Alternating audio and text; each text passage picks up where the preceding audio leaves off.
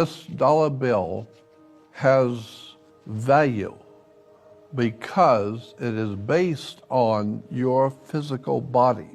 Your flesh and blood body backs up the authority of this money. If you're an American, this money is backed up by your body. Now let me show you how.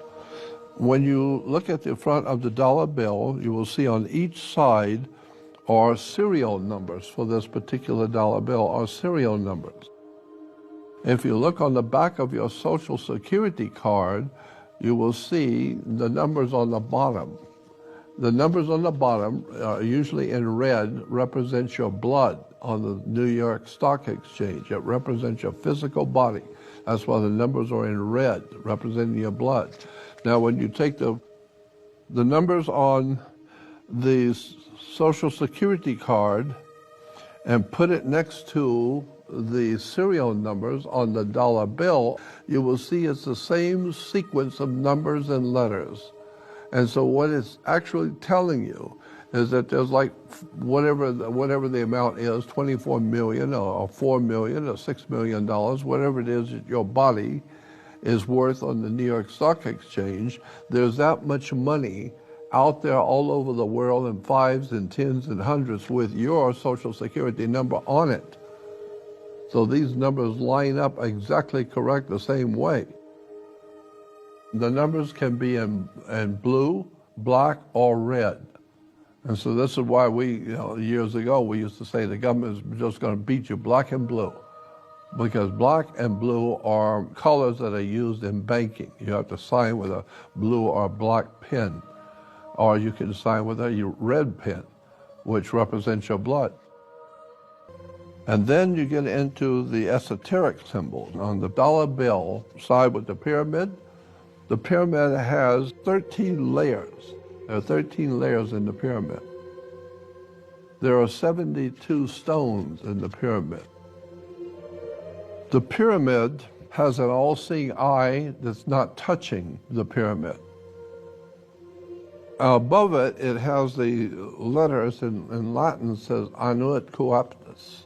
Basically, Annuit Coeptus simply means our enterprise or our project now is a success. What project? What is it that's a project that's now a success? On the bottom, it says Novus Ordo Seclorum. Novus is a novice, meaning new. Ordo is order, and seclorum is secular, which means of the world. It's secular. It's a secular project, and it seems to be working. So our project is now a success. What? The new order of the world.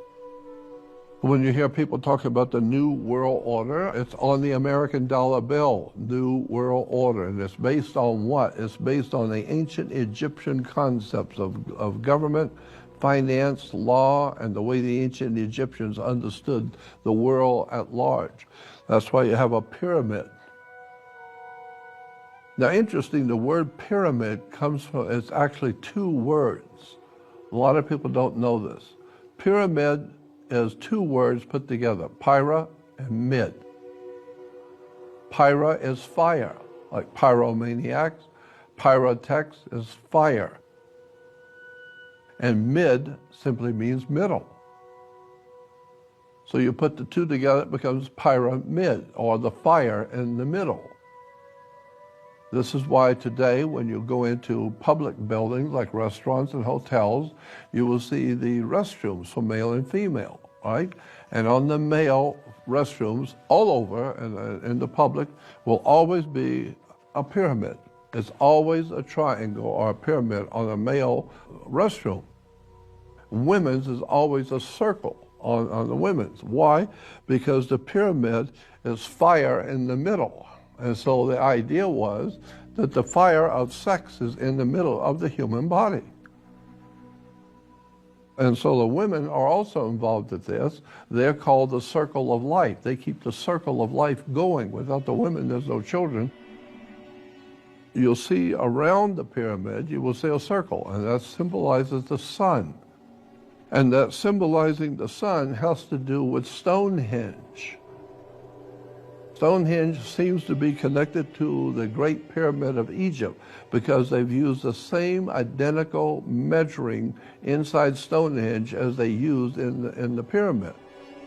The connection between Stonehenge and the Great Pyramid of Egypt, not all the pyramids, only that one pyramid called the Great Pyramid. That's not the big one in the middle.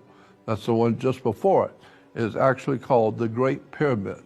And that Great Pyramid uses what is called the pyramid inch. It has to do with what the Egyptians called the sacred cubit, but that's another story. But the pyramid inch is used in the pyramid and in Stonehenge. This eye in the pyramid is representing the Egyptian sun god. The eagle, of course, represents the sun, and of course, on one side, we see that there's 32 feathers in one wing of the eagle and 33 on the other wing. 32 and 33 are Masonic numbers, the 32nd degree and then the 33rd degree. And of course, when you're going into court, they're going to give you the 3rd degree. And so showing that the courts are all Masonic construction to start with. So if you're not a Mason, you need to stay out of court. You better find out what you're doing when you go into court, because they're going to give you the 3rd degree. You will see 13 stars above the eagle's head, but the 13 stars are in the configuration of what we call the Star of David. And it's actually a 6-pointed star, which is a hexagram. We call it the Star of David, but that is not correct. Actually, in point of fact, it's called the Star of Saturn. And look it up in the encyclopedias and you will see a 6-pointed star has always been referred to as the Star of Saturn. But Saturn plays a very big part today in the world religions. The 13 stars, there are 13 arrows, there are 13 berries and leaves. There are 13 strips on the eagle's chest for the original American flag. The tail of the eagle has 9 feathers. There's a reason why. 9 is very important to the secret societies of Freemasonry coming out of the Vatican.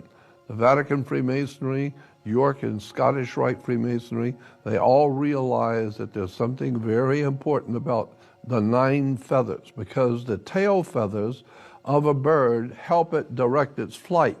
It can decide where it wants to go according to the tail feathers. The reason why this is important, because if you look up the history of the Knights Templar, they were referred to as the Knights of the Temple of Solomon. Today it's in the Wailing Wall, is the Knights of the Temple of Solomon, is at the Wailing Wall. But if you look up in the dictionaries or encyclopedias the history of the Knights Templars, today what is called Knights Templars, we in America today call them the international bankers. The banking elites like the Rothschilds and the Rockefellers and all of these international elites all are referred to in law as Knights Templars. But the bottom line on this is that if you look up the history of the Knights Templars in encyclopedias, it will tell you that this Knights Templars were founded by 9 men. 9 men founded the Knights Templars. And then they will give you some story about how these 9 men got together after the Crusades, once the Holy Land was protected under the Pope's dominion, and that there were so many people wanted to go to the Holy Land. It was very dangerous traveling in those days in the deserts to go to see the Holy Land.